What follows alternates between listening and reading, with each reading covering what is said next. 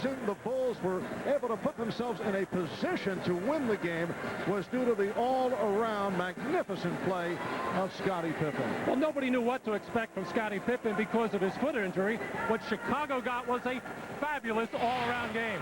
Scottie started the Utah turnover binge in the third quarter with a long arm steal, the lazy pass. And when he's hitting the threes, things fall into place for Chicago. And then he gets Brian Russell for one of his 4 block shots and turning it into an easy one. And throughout the playoffs, he has gone to the postgame more and more. And it's these kinds of numbers that give Scottie Pippen that complete player recognition. But playing all those minutes and doing all those things, I got to think Scottie Pippen's sore foot will be a factor in this series before it's over. And Bill, the major question for Utah is how will Karl Malone bounce back from the critical missed free throws with 9 and 2/10 seconds to go? How will he react to those key misses? Marv, failure in anything is like a player's jumper. Once it leaves your hands, there's nothing you can do about it, and you've got to move on. Now, Karl Malone's agony was the worst kind of defeat, the kind where you beat yourself. You never do really get over it. But Karl's pride, his determination, and the support of his loyal teammates will ultimately make him a better player despite this embarrassing adversity. On the plus side from Game 1 for the Utah Jazz, they dominated the boards, unusual against the defending champions. They made the supporting cast stand around and watch Jordan and Pippen. The bench production for Utah was terrific. They do need to make some adjustments, the Utah Jazz. Get to the free throw line more often, particularly Karl Malone. Cut down the turnovers, an uncharacteristic 7 for John Stockton. And Ostertag has to be huge in the middle. Now, being close at the end is not enough for the Utah Jazz. They have to realize that Chicago is the type of team that as these finals roll on, they play better and better. The Jazz, they need to start going tonight, Marv. All right, so coming up is Game 2 of the best of 7 NBA Finals. Just about 8:15 here in the Midwest. And indoors, this crowd is ready at the United Center as we check out the starting lineups. The home team has won 8 of the last 9 games in NBA Finals competition. And, of course, the Bulls have had great success here at home. First, a look at the lineup for the visitors, the Utah Jazz. Jeff Hornacek, John Stockton hoping to turn things around from the 7 turnover performance the other night. Greg Ostertag, very quiet game, along with Byron Russell, only 2 of 9 from the field. And Karl Malone. There's Jerry Sloan, the one-time Chicago Bull, head coach of the Utah Jazz. He's done a terrific job as head man of the Jazz. And a look at the defending NBA champion Chicago Bulls. Ron Harper, so important defensively the other night. Look at the second half from Michael Jordan, turning things on in game number 1. Luke Longley, Scottie Pippen, who had a sensational all-around game and picked it up in the second half. And Dennis Rodman, who Phil Jackson said like to see a bit more on the aggressive side, although Dennis did not pick up a technical foul. Well, we have double coverage on the sideline as always. Reports from Ahmad Rashad and Jim Gray. Let's start with Ahmad. All right, thanks, Marv. The big story before Game 1 was the condition of Scottie Pippen's injured foot. Well, the big story before Game 2 is also the condition of Scottie Pippen's injured left foot. And just before the game, I asked him how he felt going into tonight's game. Well, I feel pretty much the same. I'm not quite as sore as I was going into Game 1. I should be able to tolerate the pain a little bit more. As far as my speed and quickness out on the court, I don't know how much better or how much faster I'll be able to push the ball up, but I look forward to trying to push a lot more in Game 2 than I did in Game 1. Well, if he feels that good, you can look for a big night from Scottie Pippen. Let's go down and talk to Jim Gray. All right, thank you very much, Ahmad. Well, 3 times this season, the Utah Jazz have lost at the buzzer. The question is, how have they reacted after those losses? And the answer is quite well. Against the Lakers late in April, Shaquille O'Neal hit a shot, and then the very following game, the Phoenix Suns, they lost to them by 5 points. In fact, they beat them by 5 points, I should say. Then, after Eddie Johnson hit that shot from around the world, they came back and won Game 5, and we'll see how they do tonight, but they're a competent team. Mark? All right, Jim, of the Jazz controlling the opening tip. The officials, Hugh Evans, Steve Jaffe, and Bennett Salvatore. The block by Pippen, who came up hobbling following the rejection. Beautiful back cut by Brian Russell. Couldn't convert. Scottie Pippen continues to own him defensively. Michael Jordan giving the Bulls the 2-0 lead. Pippen is trying to walk it off. He's defending on Russell, who fires the three. Rodman rebound. Well, the Chicago Bulls want to get out and run more, and that's if Scottie Pippen can get the ball and push it up. Right now, he's trying to find out if that left foot is going to work. And Jerry Sloan opening up in the Hornacek on Jordan. Short pass, Harper finding Pippen. Make it 4-0 Chicago. Talking to Brian Russell, he is well aware that he has to play a lot smarter basketball game. It couldn't have been a worse start for him tonight. Now Malone played by Longley. And the shot affected by Longley. Well, the Bulls feel with Longley on it, it'll force Malone to go outside, which is what he did in game 1. Longley gets inside a Oster tag, leading to the quick 20 called by Utah.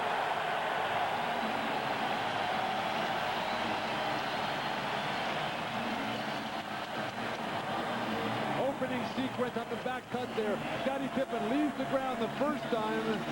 Too slow of a delivery, and Scottie comes up very, very sore on that foot. But then he just back cuts on Brian Russell. Have no idea how you can allow yourself to be back cut by Scottie Pippen on the game opener. Well, here are the Bulls pushing the ball up the floor, and Luke Longley didn't necessarily beat Greg Ostertag down the floor, but beat him to excellent position where he could just work him over. John Stockton, who the Utah Jazz say will be looking for more shots, was not offensive-minded the other day, and a foul is called. Dennis Rodman looking for an offensive foul. Foul on Longley, that is his first. And here is the first test at the line for Karl Malone. Well, in an earlier Utah possession, Karl Malone tried to force something inside against Luke Longley. You got to remember, Longley is 7'2", Karl 6'9", but uses that broad body so well. More free throw attempts, certainly on the schedule for Jerry Sloan and the Utah Jazz. You see his career attempts coming way, way down. The last 4 road games for Karl Malone, just 4 attempts per game in the playoffs. Not enough. Oh, this is on his first 2. It's 6-0 Chicago. We are just underway. Jordan. Russell with the rebound. Well, the double team came, and usually early in the game, Michael will give the ball. It's very important for Chicago to get the supporting cast involved. That means Longley and Harper have to give some offense to the Bulls. Here's Malone. And Hornacek able to save it. Terrific offensive rebound by Brian Russell. Keeping it alive for Hornacek. Steve Javi with the call along the baseline, a hold on Longley. Well, you can see coming out, Karl Malone is thinking about things now. The Utah, over the last couple of days, made a concerted effort. They're going to push the ball inside. They don't want to settle for jump shots. But when you're thinking out there, not just playing your natural game, that's when you get out of sync. Karl Malone's the kind of player who has to mix it up. A little bit inside, a little bit outside, because the jumper has been very good to him. Well, guys, Luke Longley plays 2 minutes and 3 seconds and picks up 2 fouls. Well, the first quarter of game 1, Utah did get the ball inside, and Karl made a lot of good passes to cutters on the weak side, like Stockton and Hornacek. Early entry for Brian Williams, replacing Luke Longley in a holding foul. It is on Harper. A distressing start for Utah. This has been probably the best starting team in the entire NBA all season long. Fall behind early. Ostertag. And a foul. Ostertag set up in good position, could not hit, and took the shot from Brian Williams. In game 1, the centers, not the big stars in this series. Neither one of them got to the free throw line. Luke Longley better on the offensive end. Ostertag solid on the boards. Greg Ostertag in his second year out of Kansas, a #1 draft pick last year, had an up-and-down rookie season, averaged about 3.5 points per game, was in constant foul trouble, also had injury problems, missed 17 games because of a broken right hand, but made great strides this season. And Marv, his biggest stride has been in his physical conditioning. He has worked relentlessly to cut down the body fat, and he's just maturing physically. A bright career is certainly on the horizon for him. 6-1 Chicago. Rodman played by Malone. Williams being guarded by Ostertag. Shot clock at 1. And it's a 24-second violation. Actually, Brian Williams spotted the shot clock at about 5, knew that he had to get something up because he couldn't find a pass receiver, but just too many moves, too many dribbles for Brian to get a shot off. Well, Utah has missed its first 4 shots, and they're 1 of 4 at the line. 3 minutes have gone by. Illegal defense call for the first time against the Bulls. And it's against Dennis Rodman on the weak side with Greg Ostertag raised up above the tip of the circle on the weak side. Dennis Rodman has to stay above the free throw line, and Dennis sensed the ball going into Malone and drifted into the paint. I think Dennis feels a little left out of this series. He has not had the opportunity to guard Karl Malone. He wants to be the main man. Well, Phil Jackson telling us earlier that he wants more enthusiasm. Traveling violation. The basket will not count. Well, I think in game 1, Dennis was vying for the Sportsmanship Award and the Citizenship Award. But I don't think anybody in the Chicago Bulls want to see him that passive again. That's not something you can try for. It sort of has to just come. Offer with a nice pass. It will count. Rodman gets credit on the goaltend. And it's the Bulls 8 and the Jazz 1. Not one aspect of the Jazz game plan has worked yet.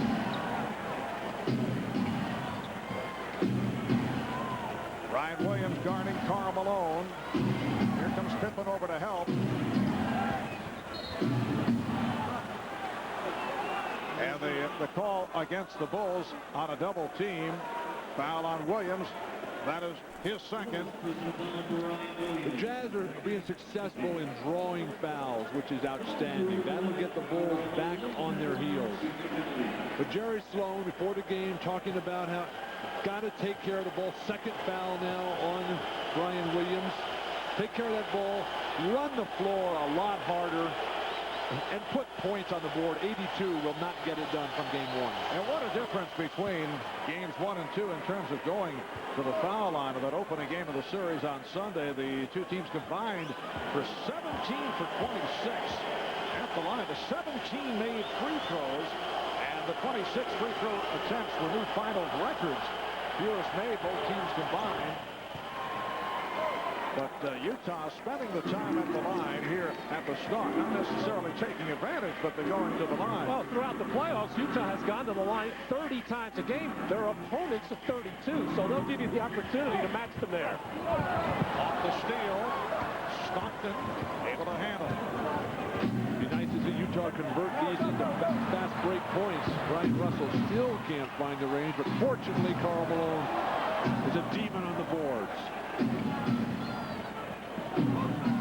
Utah 0 for 5 here at the start. Stockton with the step, and that is their first field goal. Well, there's a case of Brent Harper expecting a pick and roll, forcing John Stockton towards the baseline, and Brian Williams came up with Karl Malone, and that opened up the driving lane. Bulls 8, Jazz 5. We are just underway. Off with a wild shot. Great move by Jordan, able to hang to adjust to get the pass to Harper. Fast break opportunity. Convert. Hornacek for 3. Rodman lost it, but recovered by Williams. And here's Jordan with the Jazz getting back. Marv, the Bulls' interior passing has been very sharp early. Harper and Jordan particularly.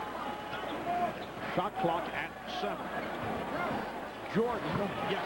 And that is his second field goal. Bulls lead 10-5.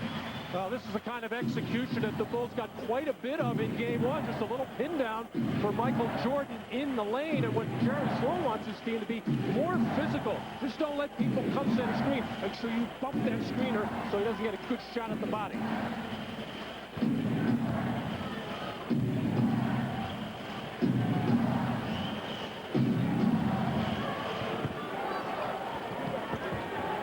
Over to help on Malone. Karl Malone with the turnaround in the face of Brian Williams. Karl starting to feel the rhythm. He often misses a couple of easy gimmies early on in the game, but once he finds it, you can't stop him. Pippen. And Ostertag with the rebound. Bulls have a 3-point lead halfway through this first quarter. This is much how Scottie Pippen started game one. Not very sure of himself on his feet. He just can't get into the game yet. Here's Jordan. Sending it out for Pippen. The running game of Chicago, just getting the ball out, advancing it. The players can't catch up to the pass, and a beautiful 2-on-1 execution. Well, Rodman pumped that outlet pass and drew the Utah defenders up, and then the over the top to Jordan. Beautiful back. Oh, Hornacek converting off glass. That is his first field goal. The Bulls 12 and the Jazz 9. And the Jazz settling down after the bad start. Down 6-0, down 8-1. Utah hoping to tie the series at 1. Jordan again. Game 3 will take place in Salt Lake City on Friday night, 9 o'clock Eastern time here on NBC, and then game 4 on Sunday in Utah, starting at 7:30 in the East. Hornacek, yes, Jeff Hornacek. Mark, the rhythm is there for everybody on Utah except for Russell and Ostertag. But what the Jazz have to do defensively is make Jordan and Pippen dribble before they shoot. They're catching and shooting. That's too easy. Stockton, and a foul call against the Bulls. Timeout is being called with 4 minutes and 41 seconds to go in the first. The foul called on Rodman. This is what the Bulls want to do. Get it out and run. Get some easy baskets to Jordan with Pippen filling the lane. And Michael Jordan trying to respond to 2 straight field goals by Jeff Hornacek. Gets it on the baseline, up in the air, creating space. Much too quick for Jeff Hornacek.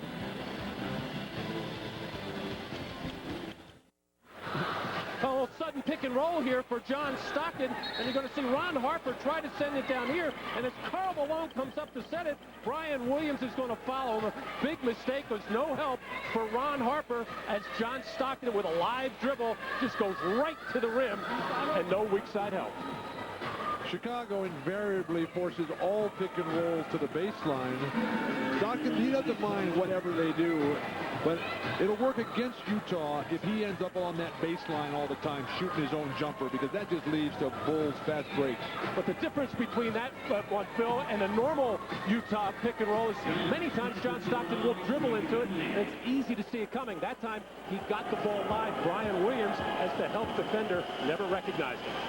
John Stockton at the line, only 6 of 10 from the field the other night. 12 assists, turned it over 7 times. On the subject of pick and rolls, check this out. Well, Utah had the early lead in the first half and held that, but then in the second half, when Chicago battled back, Utah went to their basics and ran that pick and roll much more frequently. Was it a question of Chicago so successful defending against it, or Utah just not able to pull it off? Utah was just so wide open on all their back cuts, they didn't have to ever get into the field. Just seems to be on fire, totally focused in tonight. That's a 3 for Michael Jordan. He has 9 of the 17 Chicago points. 17-13 the score. Jordan to the board. Stockton certainly going to the hoop, very conscious about his individual offense. I thought he got bumped that time. Steve Kerr has come on for the first time, replacing Ron Harper. Jordan with the fake. Yes. Well, that last 3-pointer on the play before, not just an ordinary one. Michael Jordan absolutely frigid from 3, 5 from 42 coming into this game. In fact, before game 1 said he wasn't even going to look for it, shooting 12%. There's Malone getting inside, will not count. Offensive foul.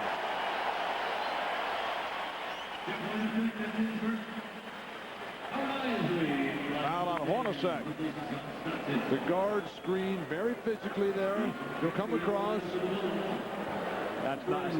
That's a terrible call by QL. That's a great screen by the guard. Bill getting on you early. You just can't throw your shoulder into the body of the man. That's a great call.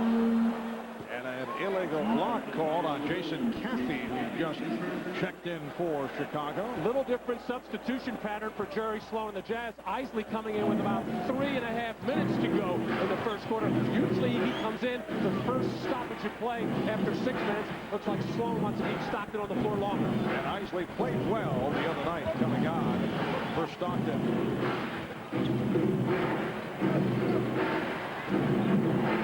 Here's Russell. He can't find the range. Coming up on 3 minutes remaining in this first quarter. Jordan putting moves on Hornacek. Now Kerr for three. Yes. Kerr began the playoffs having difficulty locating his shot. As the playoffs have progressed, he has begun to show signs. Or the defense for Chicago so much sharper tonight than in game 1. And Brian Russell 2 for 13 in the series. Malone strong, but no finish. The Bulls up 22-13 and with the ball. Caffey's pass did not connect. Russell has a 3-on-2. Nice finish. Karl Malone. And he's shaken up. He and Pippen came together. Crowd wanted an offensive foul on Malone. And it looks like Karl Malone hurt a lot of different parts of the body there, but the one that's giving him that continual problem is that sore right hand. Yeah, he's playing with a severe floor burn on the shooting hand that was suffered back on the 20th of May. Bulls lead by 7. Kept alive by Caffey. Kerr trying to do it off the dribble, then decided to reset. Good thought, yes. Steve Kerr. Now Kerr is open. Yes. Bulls 25, and the Jazz 15 off the 3 by Kerr. A minute and a half left in the first.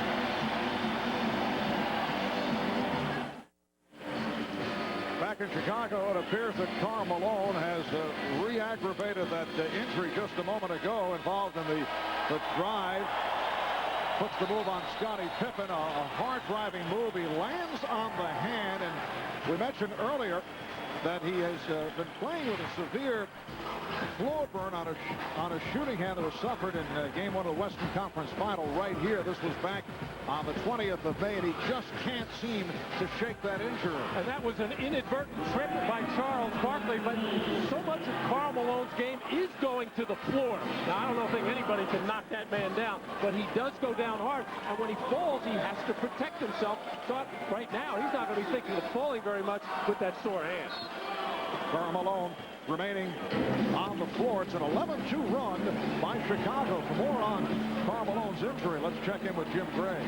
All right, thank you, Mark. Well, they put some new skin to try and cover this open wound before the game. It was broken open on that fall right there. They tried to put some more ointment on it.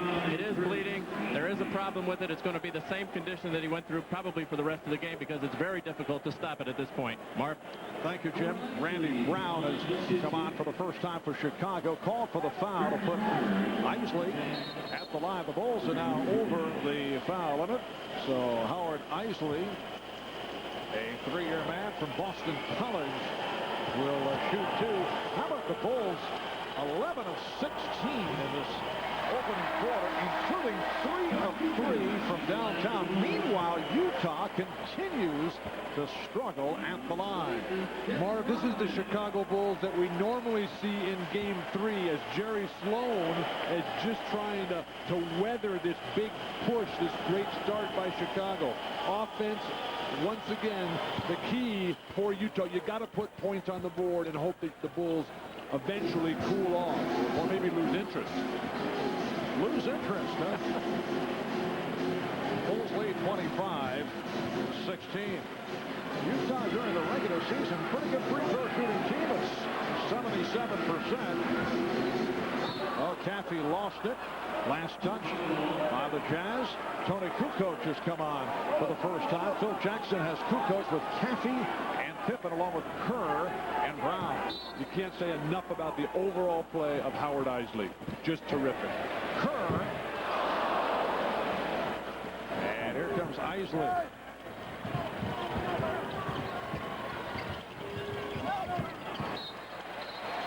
Isley trying to find Malone, but it was deflected out. Rick Foster, one-time Chicago Bull, has come on for the first time wearing number 44 and matched up with Scottie Pippen. And Malone couldn't find anyone. Has to call a timeout. A waste of a timeout there. You see a little bit of frustration on Karl Malone's face. Jerry Sloan livid inside. You got to execute your inbound play. Bill, I don't think it's a waste of a timeout. You get plenty with the extra timeouts for TV. Possessions in a low-scoring game, much more important. Welcome back to Chicago. I'm Jim Gray. During that entire timeout, Karl Malone tried to stop the bleeding on the open wound of his right shooting palm. He's unable to do so. The problem is with Mike Sheminsky and the trainers, they can't tape that up, Marv, because he then wouldn't be able to hold the ball. And with the sweat and the constant banging, it's going to be an ongoing problem, probably until the offseason. Marv? All right, thanks, Jim. We saw that ongoing problem right throughout the opening game here on Sunday. Shot clock is down to 7. Here's Russell. Oh, he went glass. Very fortunate. I don't know if that was the intent. Brian Russell has to play great basketball for the Utah Jazz. He reminds me so much of a young Scottie Pippen, still trying to play with athleticism rather than skill. He'll get there soon, though. Brian Russell, fourth year in the NBA out of Long Beach State, a second-round draft pick. Scottie Pippen. And rebounded by Jeff Hornacek. We are down to 15 seconds to go in the quarter. The Bulls lead 25-18. So that timeout by the Jazz not only saved the possession, they got a bucket out of it, albeit a suspect one. Final seconds of the first quarter. Isley. Oh, the runner by Isley. 1 and 6/10 seconds to go.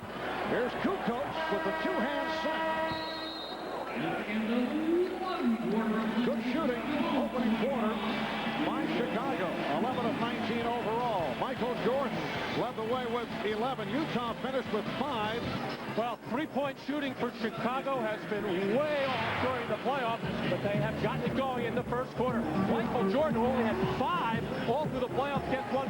Steve Kerr, who didn't even get a shot in game 1, nails 2 in that first quarter.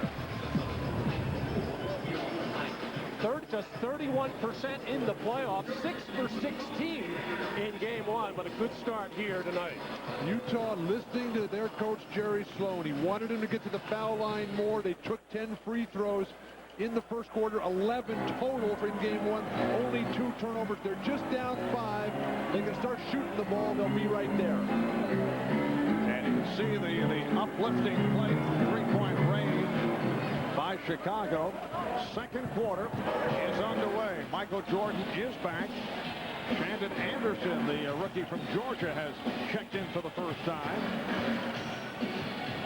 Chris Morris on the floor for the first time. And here's Malone over Caffey. Caffey played him well. A little bit of a force there by Karl. Got caught with the wrong footwork. An interesting way they set it up with the nice screen by Chris Morris. Longley's back. He had picked up the 2 early fouls. Here's Longley. Lost it. And recovered by Malone. Stockton back very quick in this game, even though Isley was playing perfect basketball. Utah scoring the final 5 points of that first quarter. Here's Malone going to the running hook. Utah's going to need a lift from Chris Morris with Brian Russell's game way off and Kukoc guarding Morris. They got to look for some shots for Chris. Karl Malone now 2 of 7 from the field.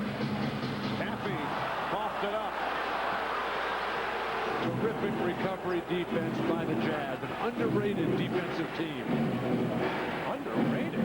I think they're one of the best defensive teams in the league. Low field goal percentage for opponents, play basic, solid defense, and good defensive rebounding team. Bill is referring to his own rotisserie league. But unlike the Chicago Bulls, they don't have one guy who you would say, now that's a great defensive player who can just shut down the other team, the way the Bulls have Jordan, Pippen, and Rodman. Well, of course, they don't have those three guys. Karl Malone, however, first team all-defensive. Stockton, a steals leader, although he has problems with individual defense. Oh, Stockton just looking to beat the 24. Here's Jordan. Kept the line by Cappy. Nice passing. Longley. And a loose ball foul. It is on Cappy. That is his second. 2 minutes gone by in the second quarter. Neither club has scored. Here the second, Ryan Williams checking back in, replacing Jason Cappy.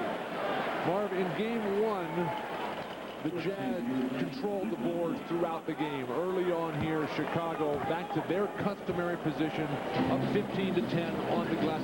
Get on Karl off here if you're the Utah Jazz. He needs a jumper. And Karl tripped up. Foul on Williams. That's 3 on Ryan Williams. It leads to a timeout.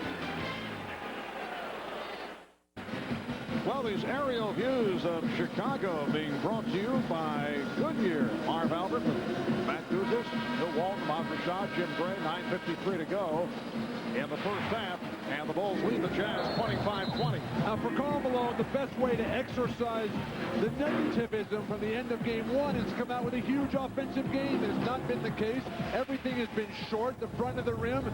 And after every time something doesn't go down for him, he looks at that right hand and that big gaping wound as big as the Grand Canyon right now as Karl takes his regular breather. Jerry Sloan telling us that he substitutes much more by the clock than he does by how the flow of the game goes.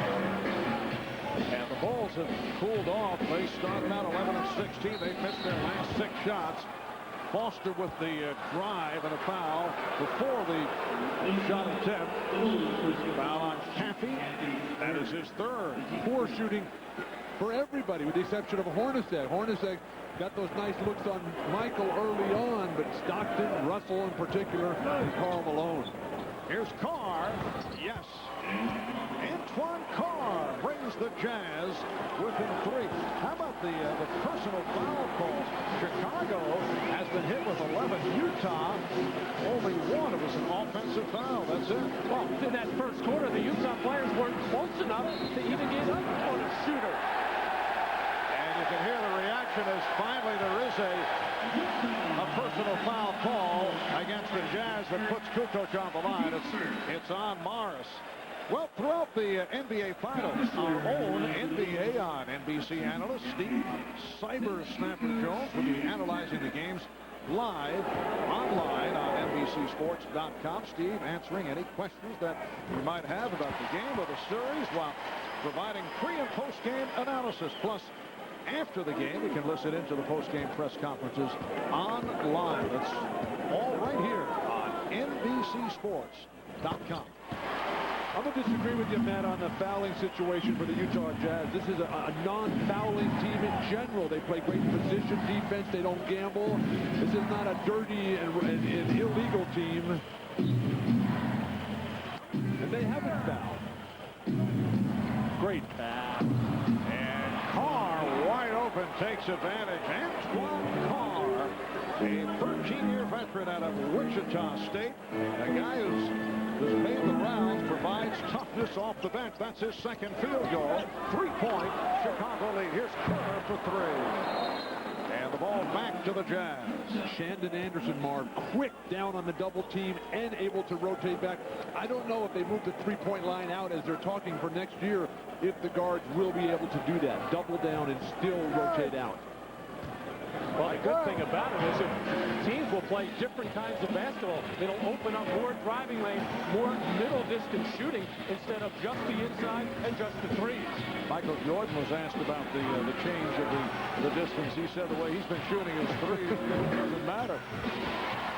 Judd Bushler, who just checked in, able to handle the box out. Here's Rodman. by Karl.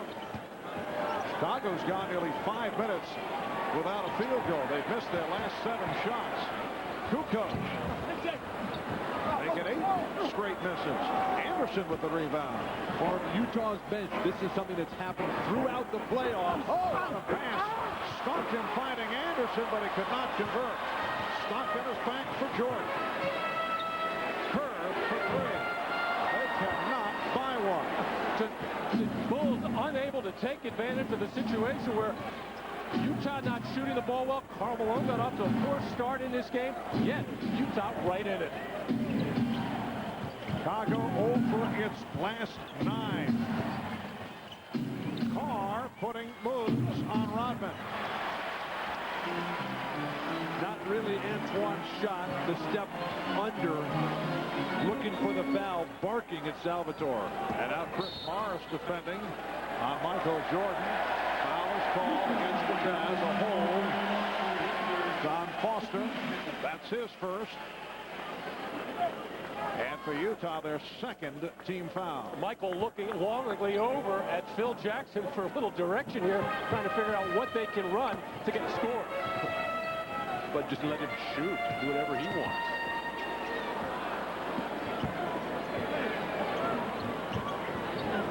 Rodman. And he was fouled. Nice pass from Kukoc to set up the reverse for Rodman. Foul committed by Karl. Well, what the Bulls have done on this particular play is spread the floor a little bit. The triangle hasn't been working, and by doing that, you open up the lane. Nice feed by Tony Kukoc, and right after that pass, Michael Jordan went over to Tony and got into his ear a little bit, saying, come on, you got to pick it up a little bit. You got to make some things happen. Not so much shooting from the perimeter, but put the ball on the floor and create. Scottie Pippen returning for Tony Kukoc. How about this, guys? We played about 5 minutes, and thus far the second quarter, Utah with 4 points, and Chicago with 4. But the beauty of both these teams, we saw it on that last play, is that there's so much movement without the ball. There's guys not just standing around watching others play with it. Antoine Karl delivers. Oh, make a shot one time, please. Bulls have missed their last 9 shots. 6.5 minutes without a field goal. Yet they lead 29-24. Now Jordan putting moves on Anderson. Yes. Well, that ends the streak. Well, that's the offense that Phil Jackson was telling Michael to run. Chicago leads by 7. You hear the chant of defense. Well, small Chicago team out there right now. Utah should be taking it to the rim because there's just no shot blocking out there unless a Jordan or a Pippen come over. Whoa! Mars from way downtown. Like I said, take the ball to the rim or shoot from 30 feet. We did discuss in the pregame meeting how Chris Morris, this would be his breakout game. Chris Morris from beyond area code range. Michael Jordan going one-on-one. The Jazz will live with this. You make him put it on the floor 2 or 3 times, he is going to score. And then Chris Morris comes off a pick, looking to just keep the continuity going. He says, hey, I've been on the bench so long, I'm putting one up no matter what. We have 5 minutes and 57 seconds to go in the second quarter. The Bulls lead by 4. Welcome back to Chicago. I'm Jim Gray. I'm now joined by the owner of the Utah Jazz, Larry Miller. Larry, a very unique situation. Because of your religious beliefs, you missed the game on Sunday because it's a day of rest and a day for your family. How difficult was it for you to miss that game, and how did you find out about the final score? Well, it was very difficult. I found out about the final score because I listened to the radio the last couple of minutes of the game. If it goes 7 games, I'll wind up missing 3 of them. 3 of them are on Sunday. So a lifetime dream, and then you're going to miss almost half the games. Does it tug at you? Do you want to be there? Well, to be honest with you, I'd like to. But, yeah, I think you got to decide who and what you are and stick with it. So that's what we've chosen to do. Larry, how'd you get this good of a seat? You're in your same front row position. Well, just before game time, the Bulls owner, Jerry Reinsdorf, friend sitting next to me, had an extra seat. He said, hey, give it to Larry Miller and put him up there. So here I am. Enjoy the game, Larry. Thanks, Jim. All right, Mark. All right, thank you, Jim. The Chicago Bulls went 7 minutes and 2 seconds between field goals. They've missed 9 in a row before Michael Michael Jordan was able to convert. The Bulls now lead 31-27. We have 5.5 to go in this first half. Karl Malone has struggled here in the first half. Just 2 of 7 from the field. 6 points, 2 rebounds. Foul committed by Judd Bushler. Mark, you talked about the offensive struggles for the Bulls. They started off the game 10 for 14. Since then, after 9-minute mark, 2 for 12, but their rebound dominance has kept them in the lead, albeit very slightly at this time as Karl Malone gets great deep position.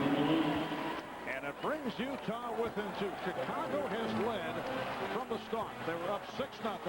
They were up 8-1. Very low scoring second quarter. Utah with a 9-6 edge to this point.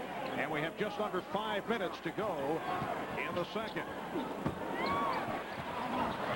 Rodman, who the last couple of games is looking for his shot, has not been looking here tonight. He's been giving up the ball. Jordan able to save it. What a great rebound, Michael Jordan.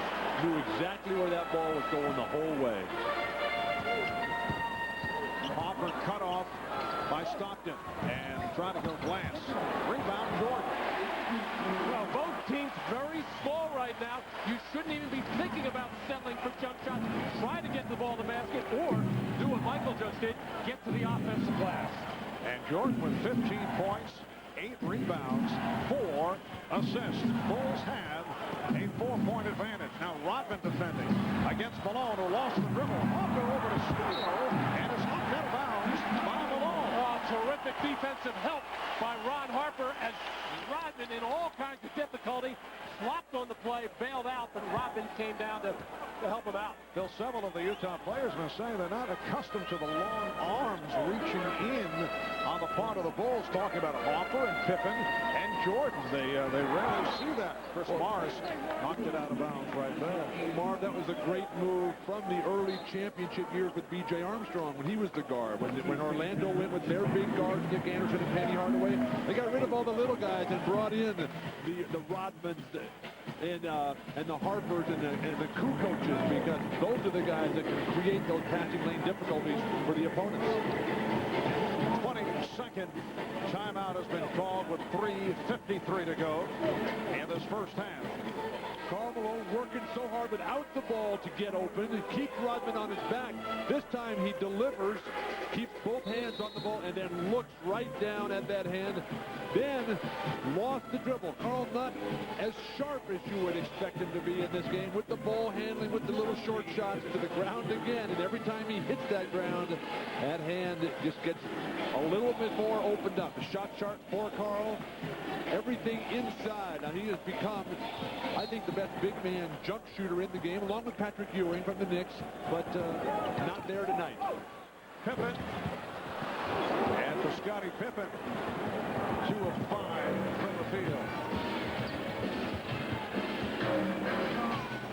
And that's the early offense for Utah, where Malone runs the floor, tries to get that position in the paint.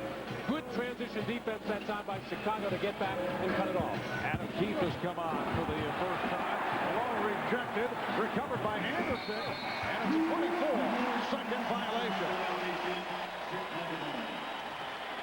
Tough break for the Jazz, but they're not playing well. Jerry Sloan coming back with some of his regulars here, but they're only down 4 points. Once they hit some sort of rhythm, they have a great opportunity to take over this game. Yes, Hornacek and Russell getting sent to check back in. Here's Harper for 3. Ron Harper with his first field goal. Bulls lead 46-29. It seems like Ron Harper gets a 3 a game here on this floor. He usually saves it, however, to the fourth quarter. Mars being played by Bushler. Now Longley on Malone. Malone squaring up. He's been on. Bushler rebounds. Short every time for Karl. I think it's in his footwork. On his short. And he drew the foul. Michael Jordan with that beautiful change of pace. Able to accelerate. Got the step. He'll go to the line. When we come back, you're watching the NBA on NBC. At halftime, the Prudential halftime report. We'll be hearing from the new coach of the Orlando Magic. Chuck Daly will be on the NBA Showtime set with Hannah Storm. Peter Vesey will also get first-half analysis from the Dr. Julius Irving and the Czar, Mike Fratello. That's all coming up on the Prudential Halftime Report. Karl Malone, the man who's got to get it done. The numbers haven't been there. Receives the great screen, but then so many dribbles, allows 3, 4 Bulls right in there. Scottie Pippen gets his second block on the night. And you look at it, statistical analysis for Karl. First and third quarters, very strong. Second and fourth, not there. And the questions keep jumping up in Chicago about the delivery of the mail. That Scottie Pippen went over to Karl Malone prior to his attempting those critical free throws the other night and whispered to Malone, you know, the mailman does not deliver on Sundays. I think Karl Malone has to start mixing it up over here. Some good full court pressure by Chicago for forcing the turnover. Caught him off guard. I don't think anybody was ready for that. Way too close to the baseline for Hornacek. Inbound to the foul line to a big man against the press. So the Bulls get it back.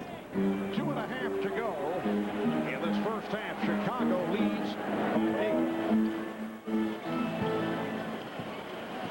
Pippen being played by Russell. Hornacek on Jordan. Longley for Hoffer. Beautiful ball movement. Now Michael Jordan getting in the air, thinking shot, but able to stay up there so long, make the adjustment, and a terrific look by Luke Longley to find the open man. So the Bulls now lead 39-29. Delay of game call. That's the warning on the Bulls. Ron Harper wanting a foul called as he slid down the lane. Jazz need to get some offense going here. Collapsing Bull defense has been too tough. This is the biggest lead of the night for Chicago. Shot clock at 5. Hornacek ran into a crowd. Malone could not put it back. And a foul against Utah. Foul committed by Adam Keith. Well, Karl Malone is not going to ever get a better look than that. Point-blank range. Obviously, the hand has to be part of it. Karl does not want to use that as an excuse, but he's thinking about the hand, having trouble handling the ball, but he is right there in perfect offensive rebounding position and has just squeezed it out. I think Karl's got to mix up his game a little bit, too. He continues to just run to that left block. He's also an effective player up at that right of the key area where he can shoot or drive. Well, Utah now over the foul limit, so Tony Kukoc at the line. Remember, Friday night, the scene will shift to Salt Lake City, 9 p.m. Eastern, 6 p.m. Pacific. That'll be Game 3 of the NBA Finals. Michael Jordan and the Bulls going up against Karl Malone. John Stockton of the Utah Jazz. Malone and company unbeaten on their home floor since back in February. That's Game 3, Friday night, 9 o'clock Eastern, 6 in the West, right here on NBC. Bulls trying to go up 2-zip. Utah hoping to tie the series at 1. John Stockton getting some pressure from Hoffer. Chicago in the midst of a 10-0 run. We have 1:40 left in this first half, and some aggressive play on that bump between Hoffer and Stockton. Well, both teams, I'm sure, with 2 days to think about it, realize that they want to be more physical within the rules, but Harper really starting to lay some lumber on Stockton. With the steal. Jordan putting the moves on. The look away.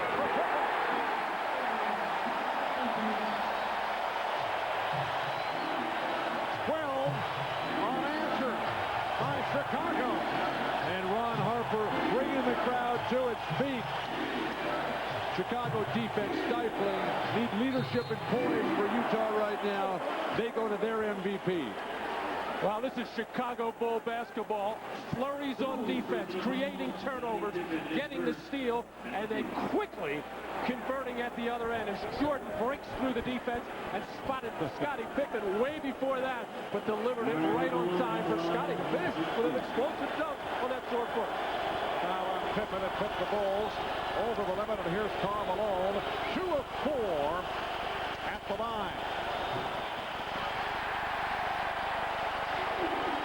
Marv, it's all falling apart for the Jazz right now. They've fallen behind by 14.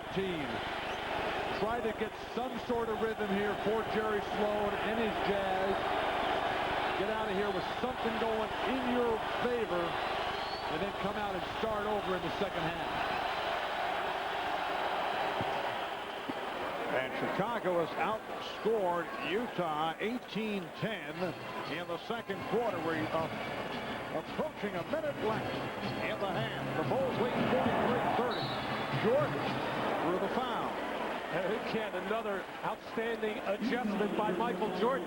Driving to the lane, really was thinking pass out to Tony Kukoc, but as soon as he hears the whistle, make sure he got the ball up towards the basket. Really wouldn't matter because both teams in foul with the foul problems, but that's just how alert and aware he is to make that adjustment. And Michael is hearing the chant of MVP from the Chicago crowd. There, though, is this year's MVP, who has not had a strong game. The Utah Jazz in trouble when they're back on their heels, and Michael's got his tongue hanging down there on the bottom of his chin. What a recovery by the Bulls. They went better than 7 minutes without a field goal. They missed 9 straight shots, but they recaptured their stride and lead by 15. As Hornacek made the move, foul is called. Foul on Pippen. That is his second. On the subject of the most valuable player voting, Karl Malone edging out Michael Jordan, followed by Grant Hill and Tim Hardaway and Glenn Rice. One of the closest votes in history. The other one being the time that Charles Barkley and Michael and Magic Johnson got it. No, that was a long year there. Excuse me. We'll edit that out of the telecast box. Utah now 7 of 13 at the line. That was terrible. A self-inflicted blow by Bill Walton. Don't let it get to you. Just under a minute to go in the first half, and the Bulls now lead by 14. They isolate Jordan against Hornacek. Salvatore, the outside official, indicating a pushing foul on Utah.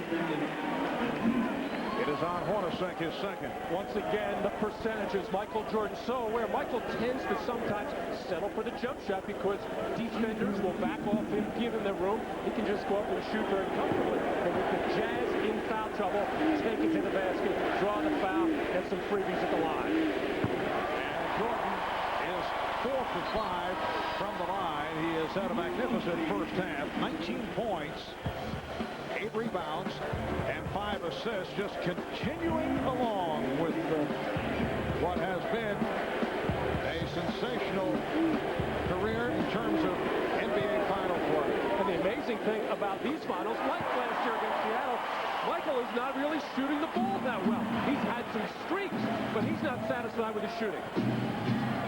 You guys agree, though, this is about the best we have seen the Bulls play during the playoffs? In all aspects. Not just their offense, but their passing is terrific. Their defense has been suffocating. The Jazz can't get anything on, and they've brought the crowd to their feet to close it out here. A rousing standing ovation for the Bulls. Final seconds of the half. Chicago by 16. Jordan putting moves on, and then had it knocked away.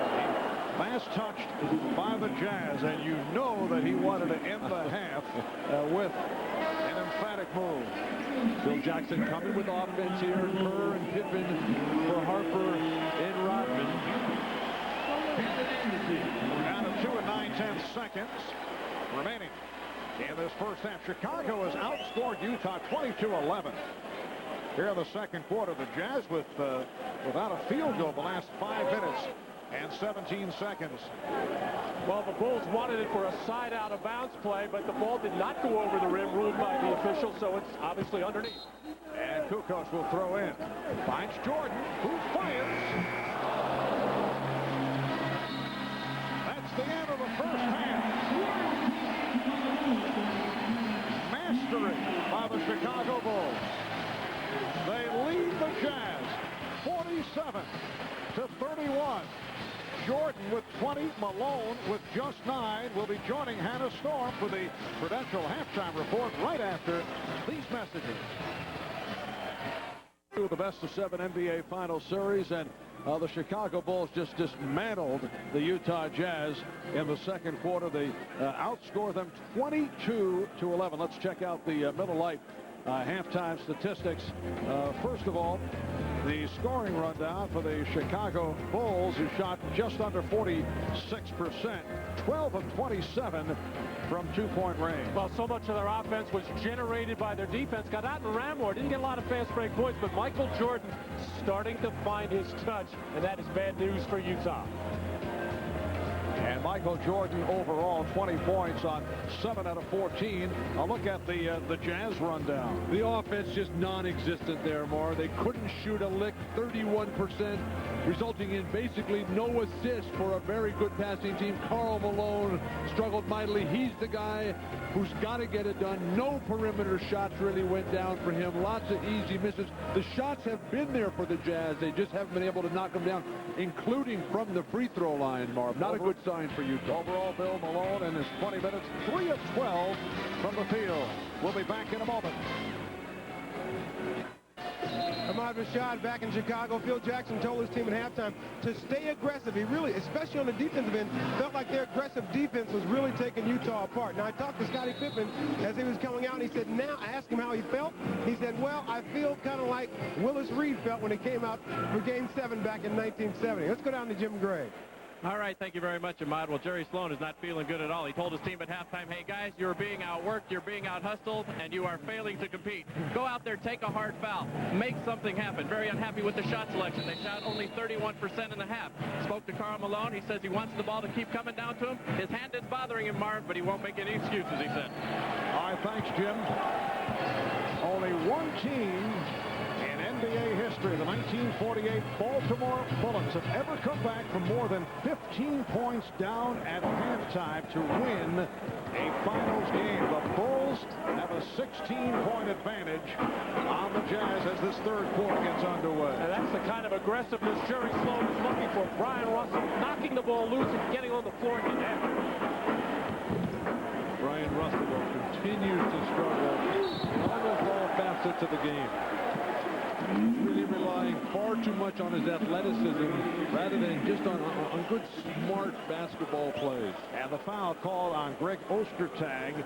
That is his first. Phil Jackson opening up with Ron Harper, Michael Jordan at the guards, Scottie Pippen, Dennis Rodman, and Luke Longley up front.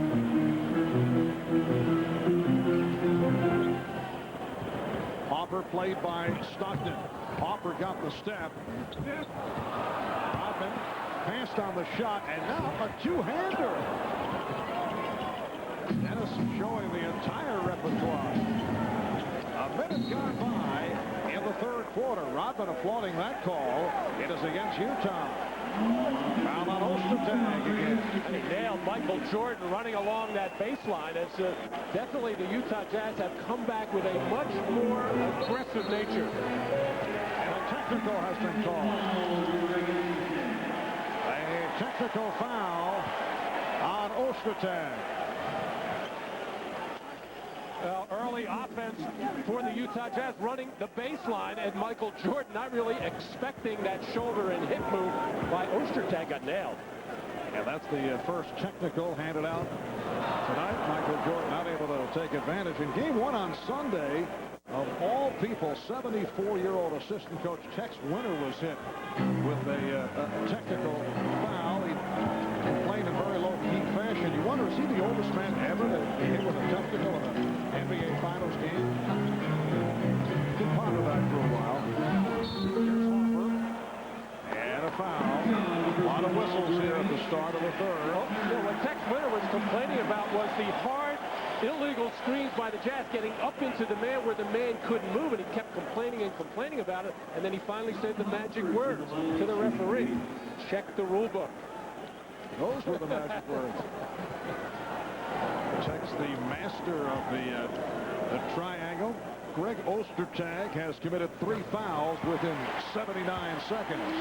Truth always a defense to libel. Yes.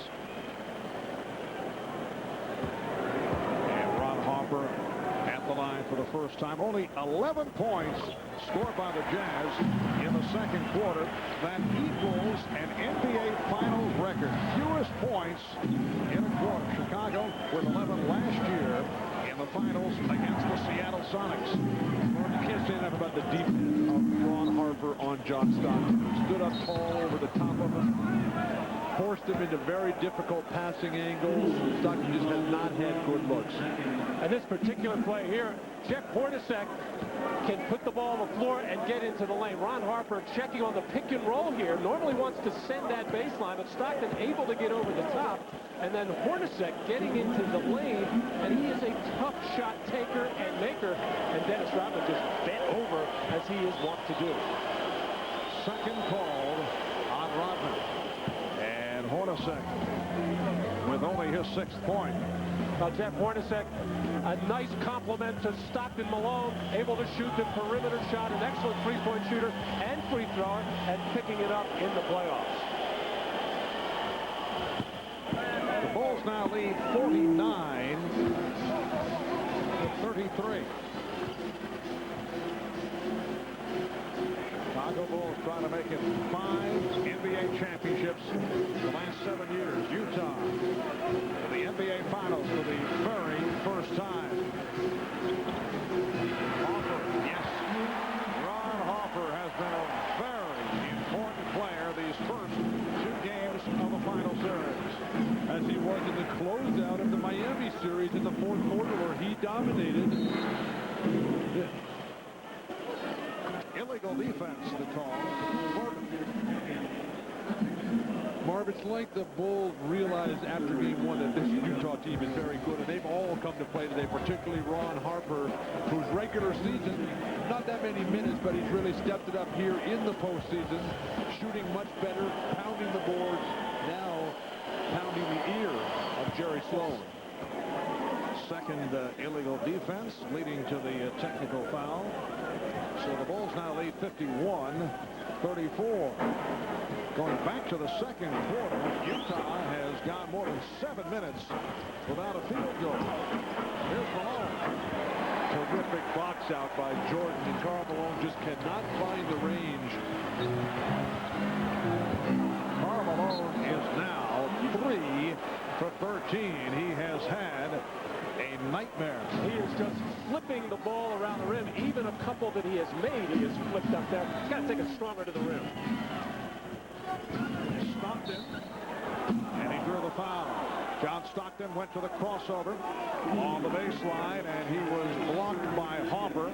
Generally, when you have a tough game, you want to come right back and just be at such a level of range that nobody can stay with you. But Karl is letting that ball go too soon. I think he's shooting on the way up almost every time and not taking advantage of the size and strength. There's really nobody on this team, if in the league, that can guard Karl Malone if he plays his game. Especially when he catches the ball 2 feet in the paint right under the rim like that. That's usually very easy field goal and possible three-point play for Karl. I think Karl's got to mix it up a little. I said that in the first game. He's got to go out around that top of the key area, take a couple jumpers, take a couple of drives. And the foul called on Malone. That's his first. And what is with John Stockton? There was criticism, not taking enough shots, not being aggressive enough. The 7 turnovers in game 1, and thus far tonight. And certainly we have a long way to go, but 1 of 5 from the field. That's it. And most of those 5 shots taken in the very early going tried to establish an offense, but the long arms again as Luke Longley finds that left-handed hook. Luke giving along with Phil Jackson, a lot of static about Luke's shot selection with that left hand. So Chicago leads by 18. Here's Hornacek. Yes.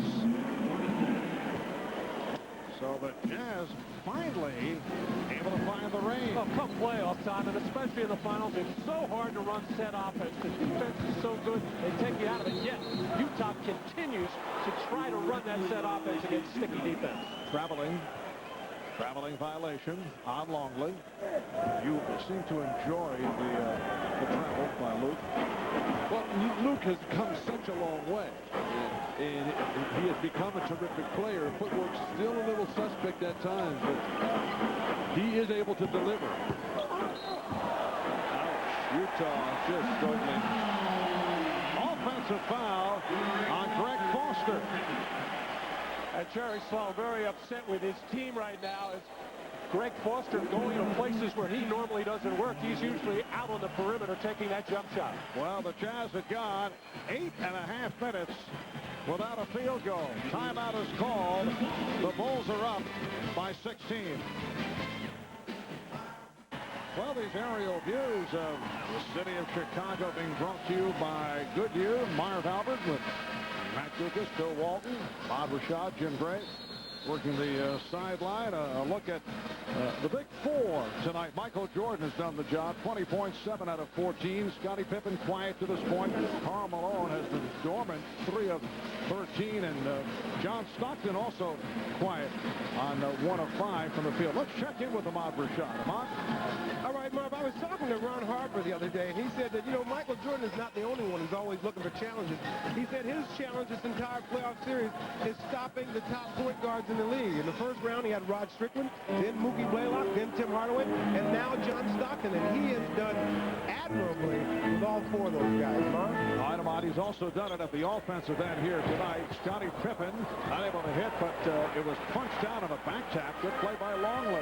The beautiful thing about a guy in Harper's situation, when you play with a great player like a Jordan, a Malone, or a Bird, you just have to do your job like Luke Longley throwing down dunks.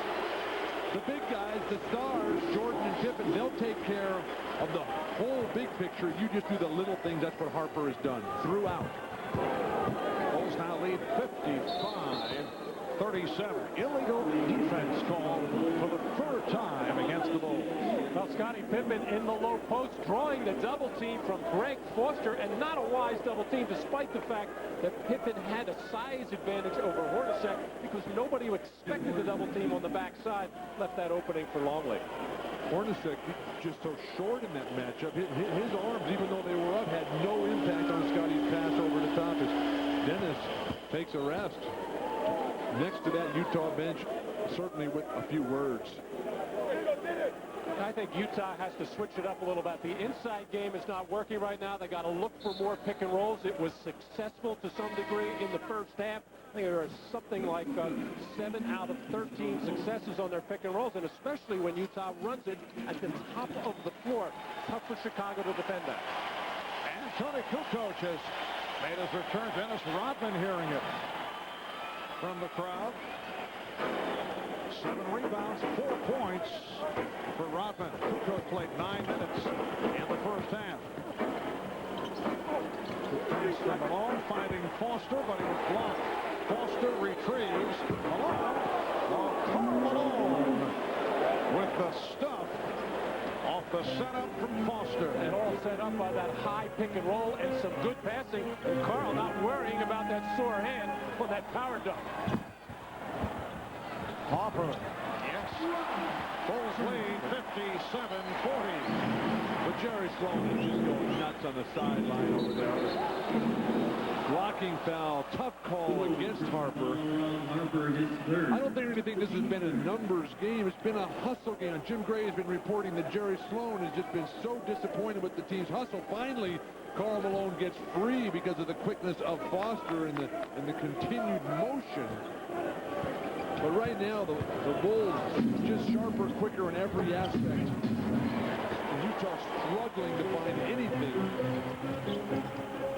Open opportunity for Kukoc.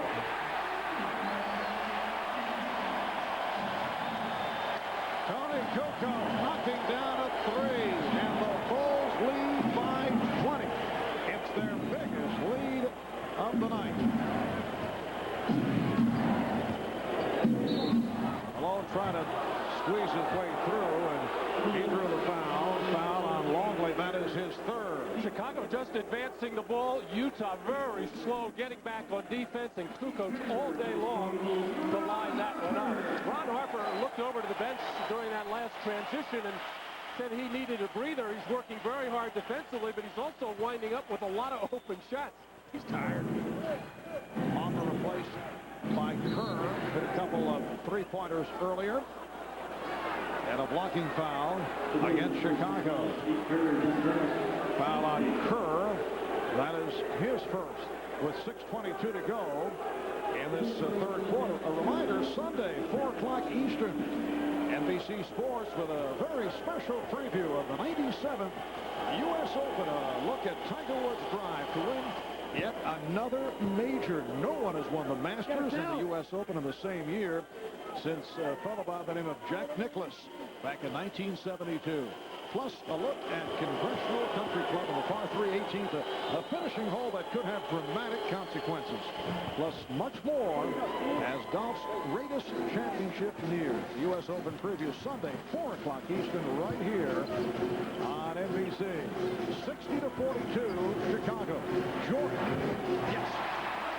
That's a tough way to play the pick and roll for Utah. Brian Russell stepping behind Luke Longley to give Jordan a 3, even though he's shooting just 12% coming in today from behind the line.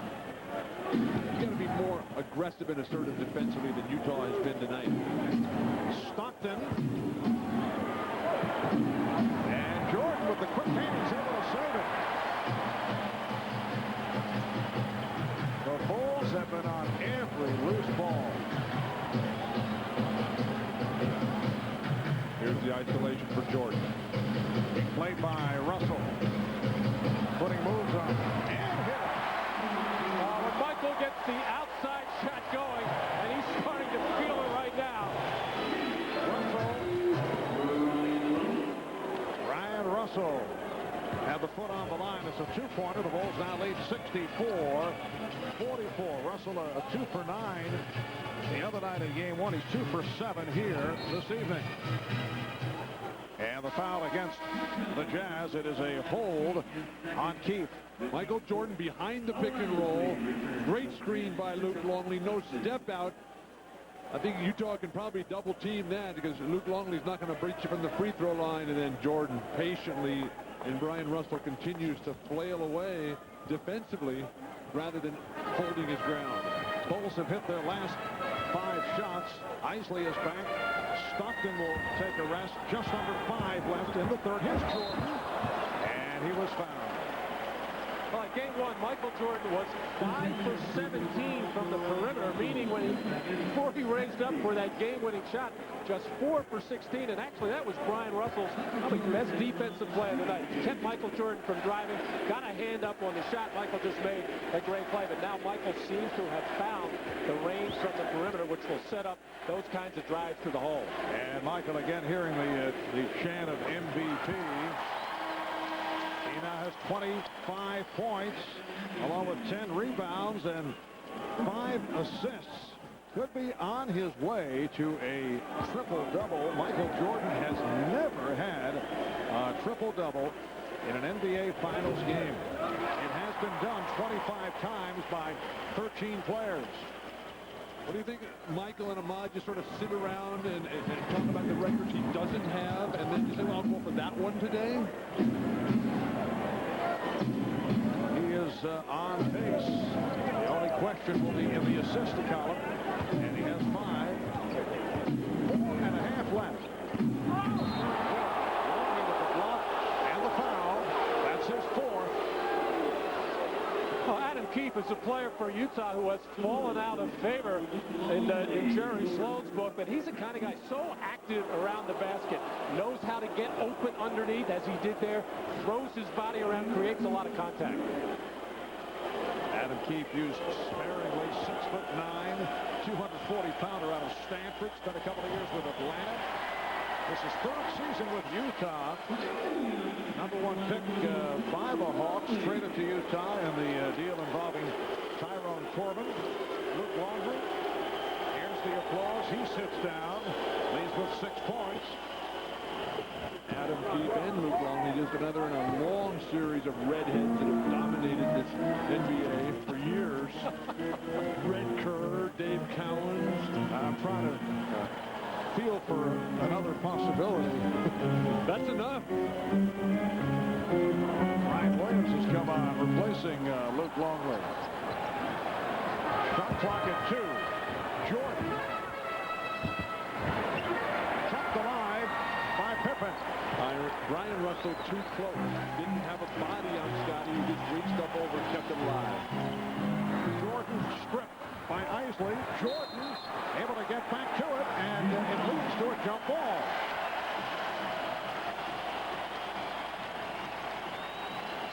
Well, Michael Jordan upset with the official on this particular play, but a nice defensive play by Shandon Anderson to get a lot of basketball to knock that loose. Obviously, Jordan didn't think so, but then Michael not worrying about it until he scrambles after the loose one. But isn't that what makes the Bulls so great, is that their best player, Michael Jordan, he's the one who's working the hardest on the defensive end, diving on the loose balls, digging it out, setting the tempo and the pace, inspiring his teammates. And the tip controlled by the Jazz. Marv, the Bulls are in complete control because they've dominated the boards today. Unlike game one, now they're up 30-19 on the glass. Malone foul, but a good play defensively by the Bulls, preventing the layup by Malone. Well, actually, the Utah Jazz are not a good offensive rebounding team. Mainly because Karl Malone is shooting the ball so much, and many times it's a fadeaway shot or whatever, so he's not in position to rebound. So they don't get it from their big power forward, and their best rebound comes from somebody, has to come from somebody else. Now the call on Kukoc. And here the noisemakers of the apparently a local promotion giving out what will be called clackers, and Malone has been hearing it. You can see the free throw career of Karl Malone. Remember, he came into the league shooting 48% and then improved dramatically. He certainly had his ups and downs in the last couple of years come playoff time. Malone is now 5 of 8 at the line tonight. And the attempts for Karl are what's really important. He's going to make a good percentage. The last 4 road games, though, just 4 attempts per game in the playoffs from the line for Karl Malone. Not enough. Jordan. Michael Jordan going glass with the reverse. 68-47 Chicago. And a foul against the Bulls. Michael Jordan has made a couple of jump shots now, and that is setting up these drives, but starting on the right side, hanging in the air, clearing the defensive pressure, and using the glass on the opposite side just beautifully. He turns the corner, and nobody closes him off. Everybody's trying to get in the air and block his shot, but he just keeps going, until finally he passed all 3 guys and then reached out and dumped it in. Well, Bill, the big reason is he's just flat out quicker than everybody else, and they just can't get there in time. Not bad for a guy who's 34 years of age. He's pretty good. Good point. Utah now 19 of 28 at the line at 67%. Chicago leads by 20. Jordan. Yes. 30 for Jordan. 70-48 for Chicago with just under 3 remaining in the third. And here's Russell. A 3 for Brian Russell. So the Bulls now lead 70-51 over a Utah team that went 64-18 during the regular season. A franchise record, 64. What a pass! Jordan for Williams. It's all clicking now. Either the triangle offense, the spread, every defensive move Utah is making. Chicago is countering for an easy basket. You know, you look back toward the end of the regular season for the Bulls, a season that saw them win 69 games. They had some uneven moments, certainly not impressive through a good portion of the playoffs. They have done it all here tonight. This easily their best performance. Keep off the steal by Anderson, and the Bulls now lead 72-53. And finally, a good play for the Utah Jazz. The athleticism of Shandon Anderson so critical. But when he and Brian Russell and Adam Keefe are not getting it done off the bench, it's very difficult because tonight Karl Malone and John Stockton have not had it, but the passing for Chicago, just magnificent, a thing of beauty to watch. And whistle against Chicago. That stopped the fast break attempt by Utah. Foul committed by Kukoc. Oh, Michael Jordan working on Shannon Anderson, taking him right, taking him left, just getting up in the air so quickly and getting a good look at the rim. And then when he draws the double team, knows exactly where his teammates are. Brian Williams knifing to the basket for the easy dunk. A minute 36 to go in the third. The Bulls with a commanding lead. Jordan consistently brilliant as this game has worn on. Coming out very sharp from the beginning and now has found his jump shot. And that's trouble for Utah. Turns the corner and reverses beautifully. And the nifty pass to Brian Williams. And you look back at NBA history, the all-time leading scorer in NBA Finals play, Rick Barry, as you saw, followed by Michael Jordan, Jerry West, just over 30 a game, Bob Pettit, 28 and change, Hakeem Olajuwon at 27 and a half per game. So Michael Jordan is number 2 behind Rick Barry. Rick Rick played in 2 finals, 1967, 1975. Huge numbers for Barry. That's the kind of performance that Karl Malone needs to come up with, because this offense has completely disintegrated for the Utah Jazz. 72-54 Chicago. Minute 36 left in this third quarter. Let's check in with Jim Gray. All right, Marv, during that timeout, Jerry Sloan told his guys, at least now you're not playing with any fear. You're playing with some reckless abandon. You guys, I can live with your effort now. At least you're competing. Not too dissimilar to a speech that he gave against the Rockets in Game 6 when he said, hey, guys, they were down by 12. Go out and give it your best effort. Similar type of thing, and they came back and won. Marv? All right, Jim, you buy that, Bill? Are they still playing with fear? They don't seem to be as sharp as they have been. This is I think, by far the poorest team that the Jazz have played. Karl Malone now has 17, and it's Chicago with a 72-57 lead with a minute remaining in the third quarter.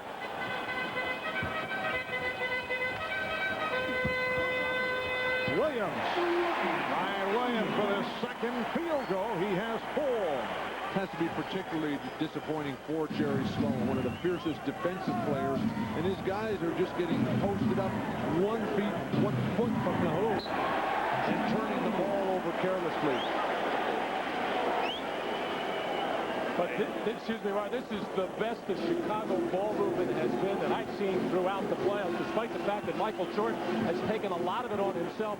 Everybody seems to be at least involved in touching the basketball. They've mixed their offense up beautifully.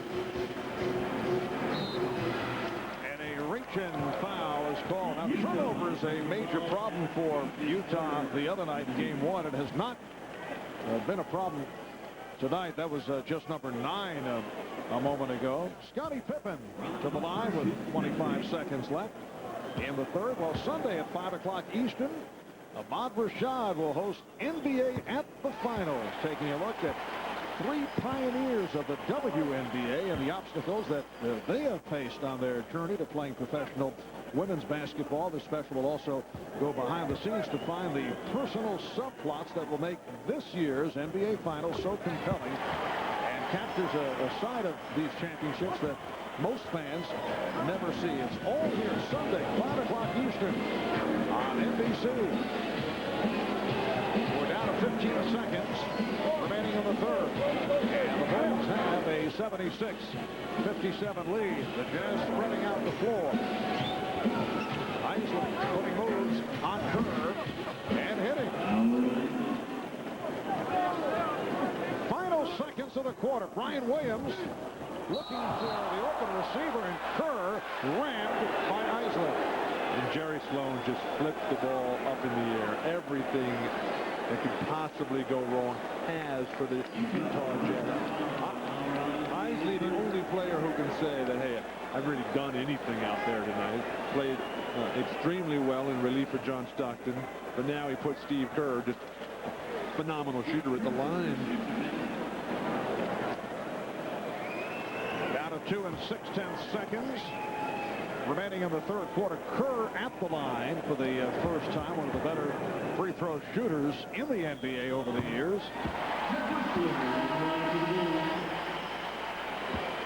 Now Judd Bushler reports back, replacing Scottie Pippen.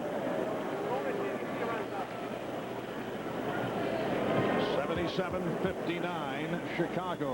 The Bulls hoping to take a 2-0 lead to Game 3 Friday night in Salt Lake City.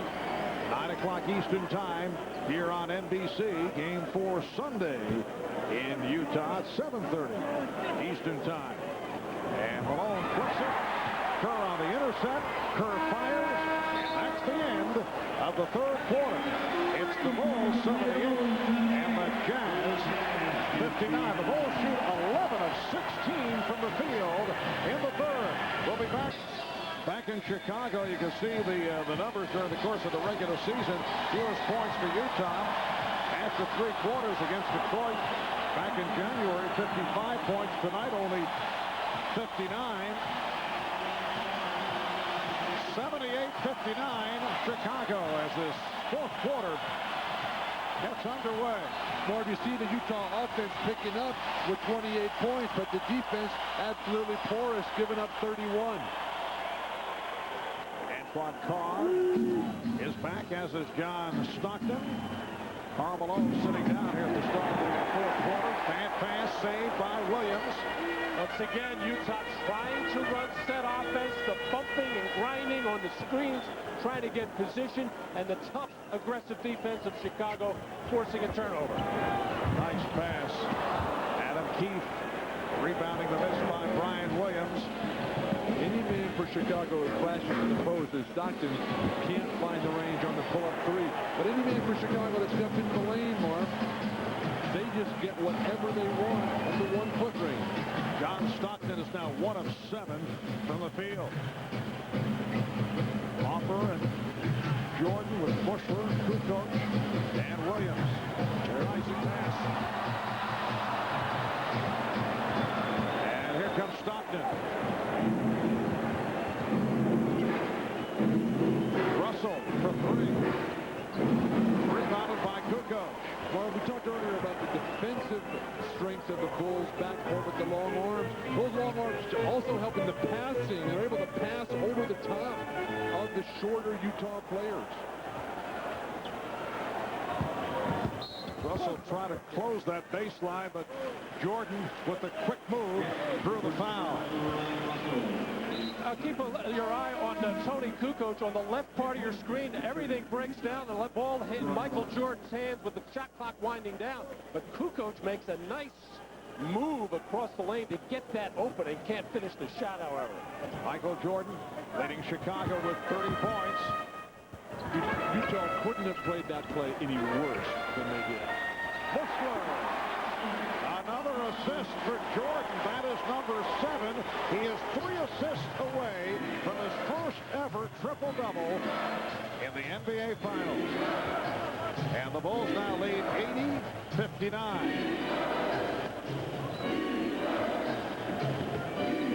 Of defense.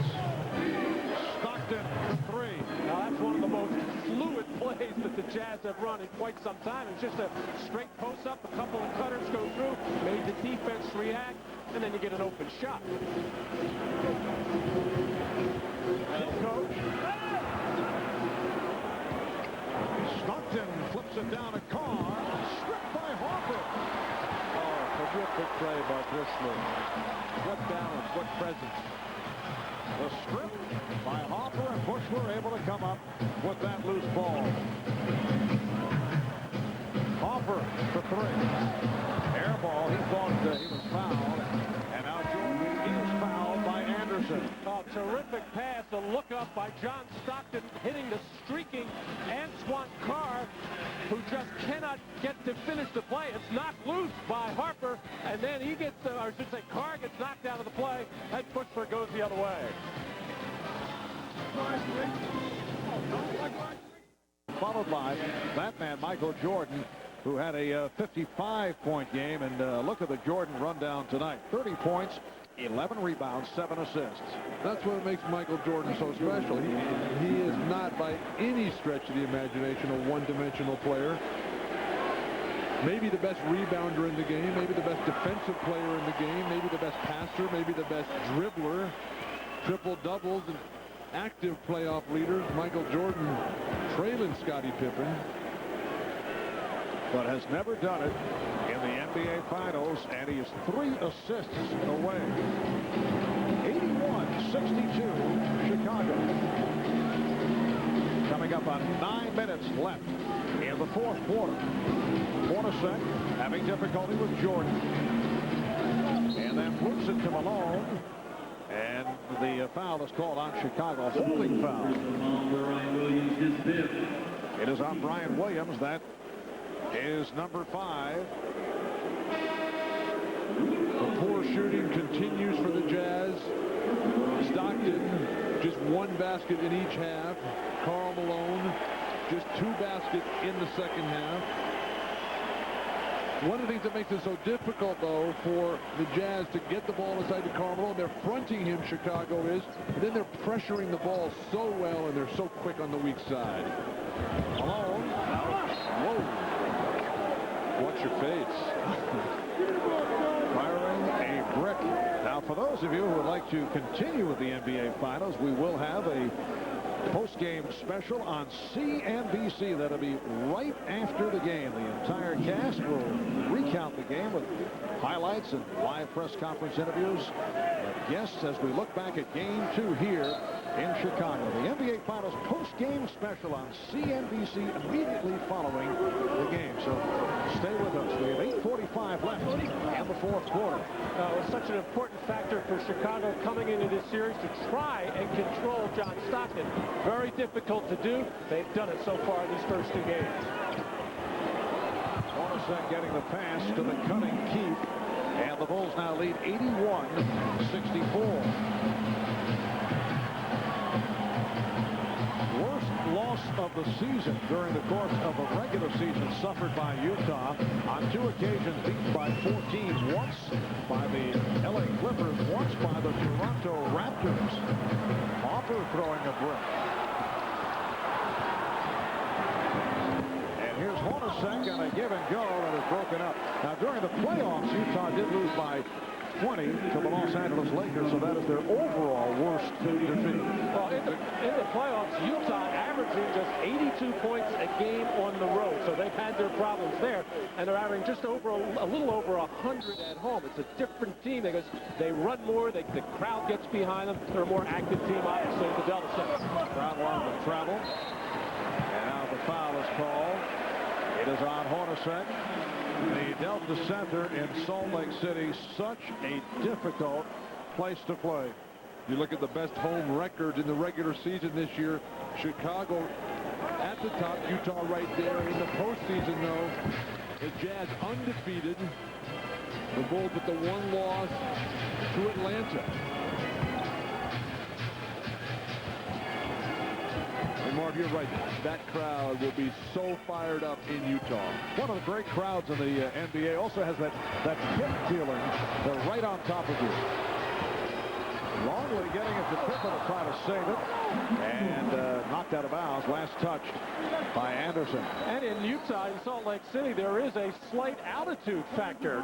Michael Jordan was telling Gene Siskel before the game, because Gene asked him, what do you think about it? He said, it usually bothers us the first time we go in there, but that's the only time they've ever gone in is 1 time. So we'll see what happens on Friday. Say altitude or altitude? Altitude. Oh, altitude. Altitude.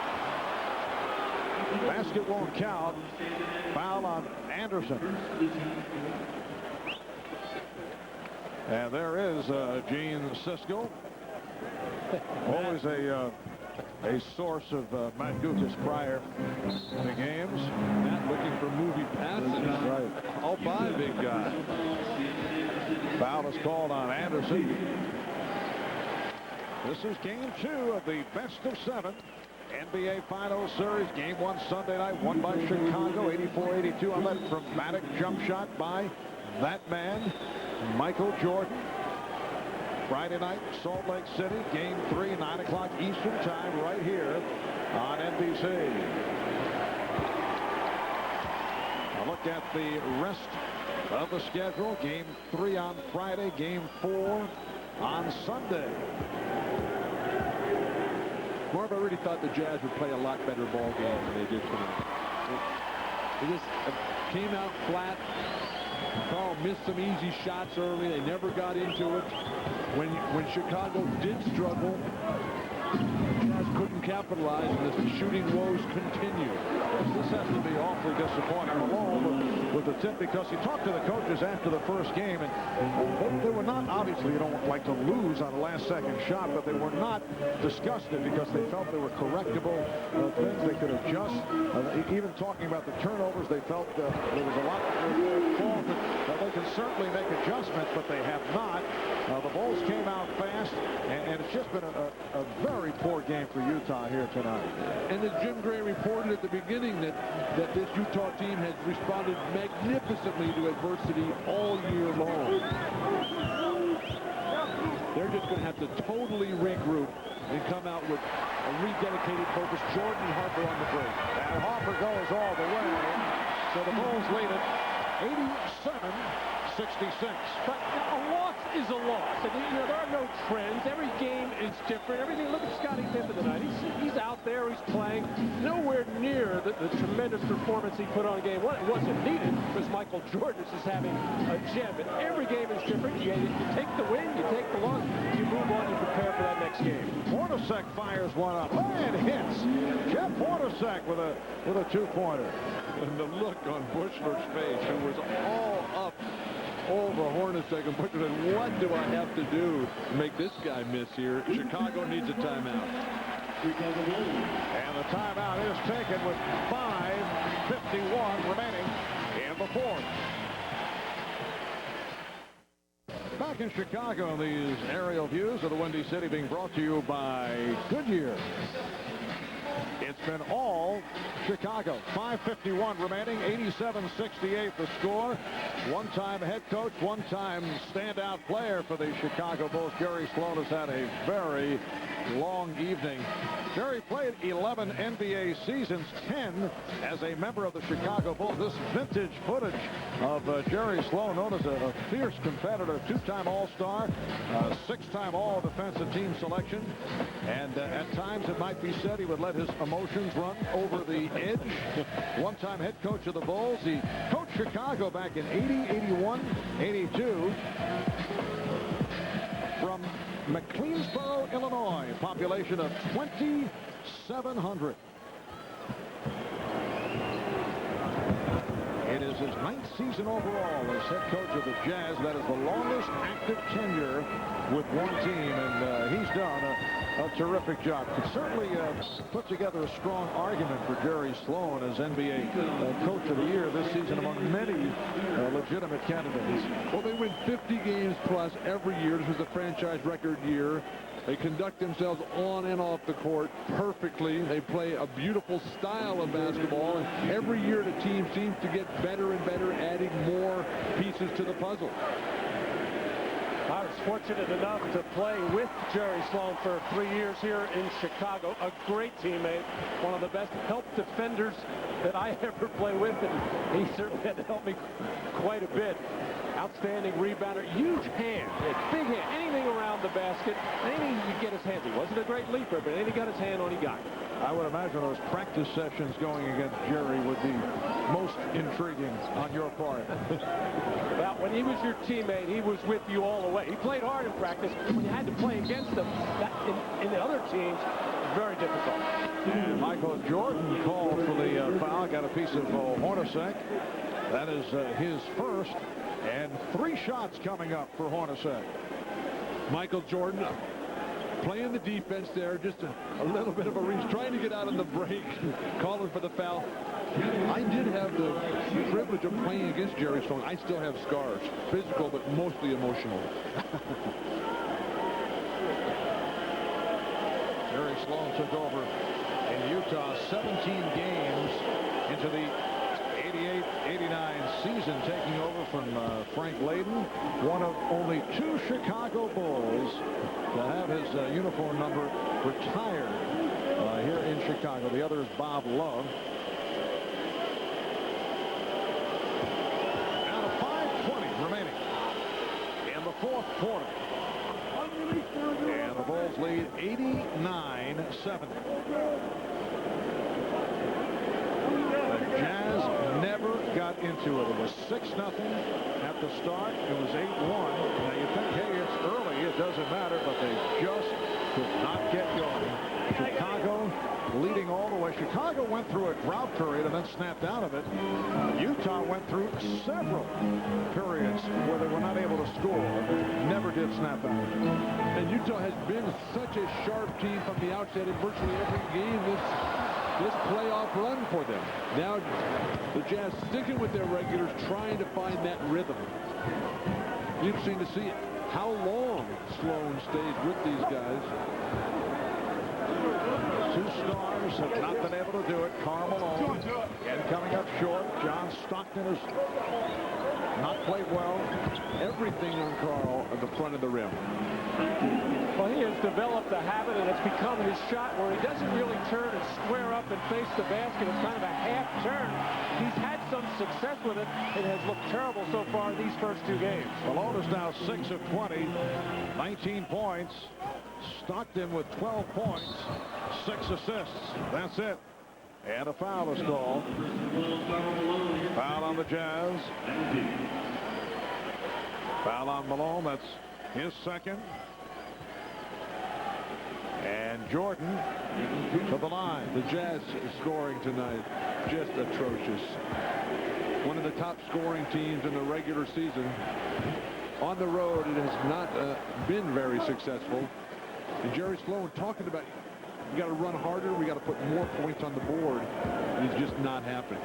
And Utah, a very good road team during the regular season at 26 and 15. Matt, you were talking earlier about the Karl Malone shot and the footwork. Great defensive players, great defensive teams like Jordan and the Bulls. They work non-stop on making other players use bad footwork. That's something that the Bulls have done as they continue to pick apart. Jordan getting closer and closer to that triple-double. That's assist number 9. He is 1 assist away from a triple-double. His first in NBA Finals play. Anderson able to hit. Anderson with only his second field goal. 91-76.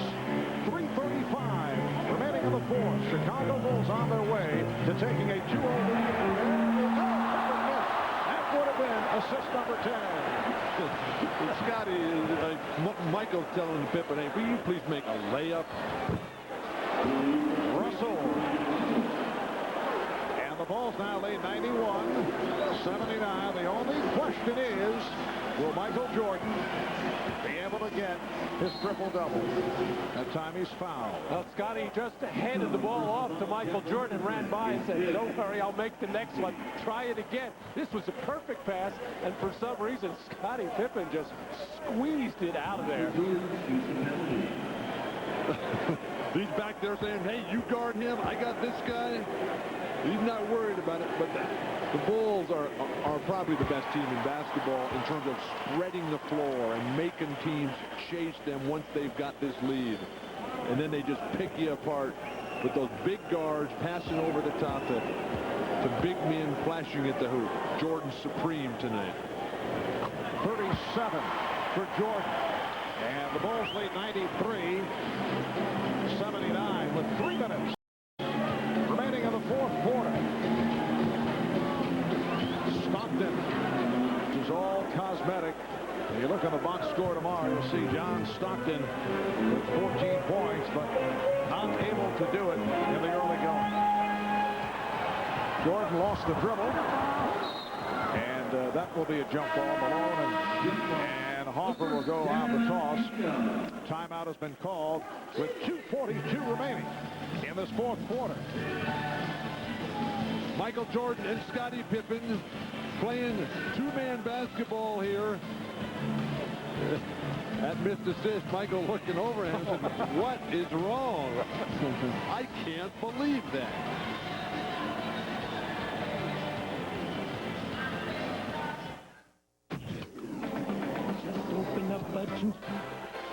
Well, Michael Jordan with 37 points. Chicago up 93-81. 11 of 20 from the field for Michael Jordan. Scottie Pippen with 10 points. Karl Malone has not done it, only 6 of 20 shooting. John Stockton, 4 of 12. For Michael Jordan, one of his best performances in the NBA Finals. Overall best, that 55-point game back in June of '93 against Phoenix. And he's gunning for a triple-double, trying to become only the 14th player in NBA Finals history to collect a triple-double. The last to do it, Charles Barkley of the Phoenix Suns against the Chicago Bulls back in 1993. Magic Johnson has done it 8 times. Bob Cousy twice. Meanwhile, Utah has closed the gap. Chicago has led by as many as 22 points, but you don't really have a feeling that they're in this ball game, although there are 2:34 remaining.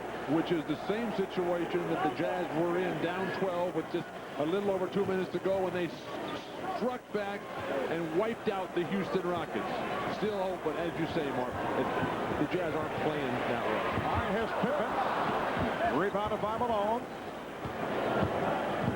This again would have been an opportunity for a 10th assist and a triple-double. Coming up on 2 minutes remaining in the 4th quarter. Malone had it knocked away. And a foul. This is the closest since Chicago led 37-29. That foul was called on Jordan. Very strong move to the hoop by Karl Malone. One of the toughest of the night.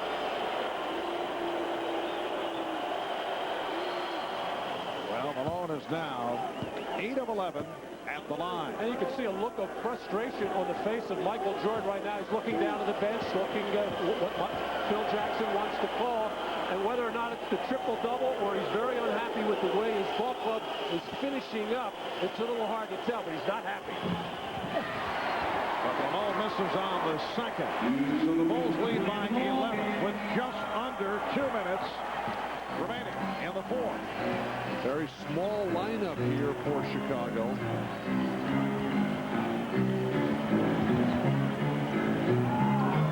Shot clock at 6.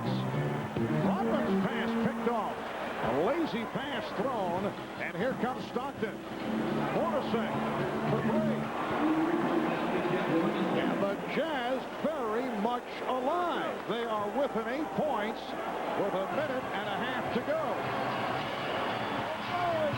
Need to play very smart here for the Jazz. Force fadeaways, force casual plays by the Bulls. Here's Pippen. He thought he was fouled. No call. And last touch by Utah. It will be Chicago ball with a minute 16 remaining. Utah has outscored Chicago 26-15 in the 4th quarter. Again, they double up on Jordan. And a foul. The Jazz over the limits of Jordan to the line. Hornacek is fouled out. Well, that takes another offensive player away from Utah and a 3-point threat. And if all this is happening to Chicago in order to get Michael Jordan a triple-double, that's absolutely ridiculous. You're playing in the finals, you just get the win. I think the Bulls would be much better served if they took care of this ballgame and got Michael Jordan and Scottie Pippen on the bench, get them some rest, rather than worrying about triple-doubles, if in fact that's what they're doing. Getting him on the bench, this game's still in doubt. No, I'm saying as the game was winding down, just take care of the game and not worry about statistics. Michael Jordan, 14 of 19 at the line. Jeff Hornacek fouled out, played 31 minutes, scored 19 points. 1:11 remaining. And Chicago leads by 9. That last foul drawn by Michael Jordan as Harper checks back in for defensive purposes. Been a master all night. But when you double team Jordan, you can't let him step through and split that double team. You got to make him spin out of it.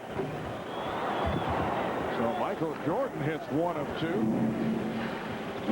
1:05 remaining in the 4th quarter. Bulls 94 and the Jazz 85.